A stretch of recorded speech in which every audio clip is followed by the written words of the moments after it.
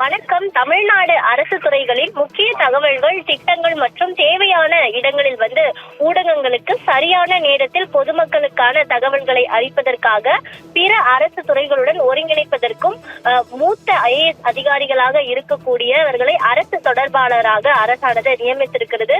குறிப்பாக தமிழ்நாடு அரசு துறைகளின் கீழ் முக்கிய தகவல்கள் கூடிய திட்டங்கள் மற்றும் தேவையான செய்திகளை ஊடகங்கள் மூலமாக சரியான நேரத்தில் பொதுமக்களுக்கு அரசு துறைகளுடன் ஒருங்கிணைப்பதற்கும் 4 IAS அதிகாரிகளை தமிழ்நாடு அரசானது செய்தி தொடர்பாளர்களாக அறிவித்திருக்கிறது. அதன்படி தமிழ்நாடு மின்சார வாரியம் அரசு கூடுதல் தலைமை செயலாளர், தலைவர் மற்றும் மேலாண்மை இயக்குநராக இருக்கக்கூடிய ராதாகிருஷ்ணன் IAS மற்றும் ஊரக வளர்ச்சி மற்றும் ஊராட்சித்துறை அரசு கூடுதல் தலைமை செயலாளர் ககன்தீப் சிங் பேடி, உள் மதுவிலக்கு மற்றும் ஆயத்தீர்வைத்துறை கூடுதல் தலைமை செயலாளர் தீரஜ்குமார், வருவாய் மற்றும் பேரிடர் மேலாண்மை துறை அரசு கூடுதல் தலைமை செயலாளர் அமுதா IAS ஆகிய 4 பேரை துறை சம்பந்தமாக எந்தெந்த துறையில் செய்திகள் வெளியிட வேண்டும் என முதலமைச்சர் இட்டிருக்கக்கூடிய ஆணைப்படி இவர்களுக்கான அந்த பொறுப்பானது வழங்கப்பட்டிருக்கிறது.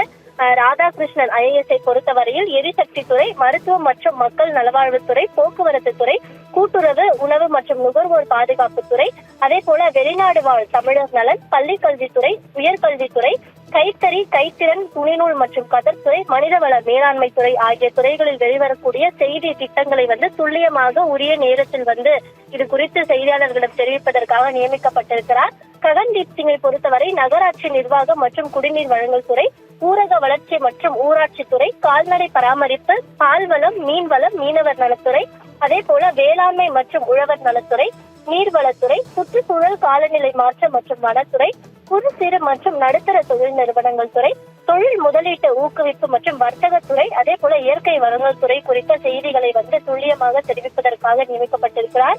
இது மட்டுமில்லாமல் உள் மதுவிலக்கு மற்றும் ஆயத்தீர்வைத்துறை குறித்து தீரஜ்குமார் நியமிக்கப்பட்டிருக்கிறார்.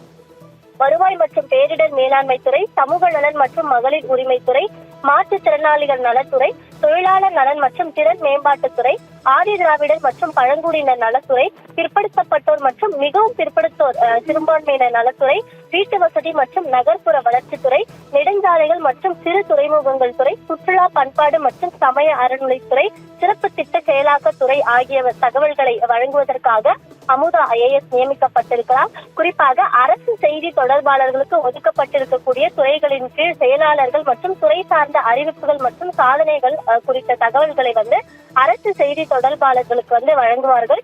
இதன் மூலமாக இந்த துறைகளில் வரக்கூடிய தகவல்கள், திட்டங்களை செய்தியாக தலைமை செயலாளரின் ஆலோசனை பெற்று அதன் அடிப்படையில் செய்தி தொடர்பாளர்கள் செய்தி ஊடகங்களை சந்தித்து தகவல்களை வழங்குவார்கள் என அரசு தரப்பில் தெரிவிக்கப்பட்டிருக்கிறது.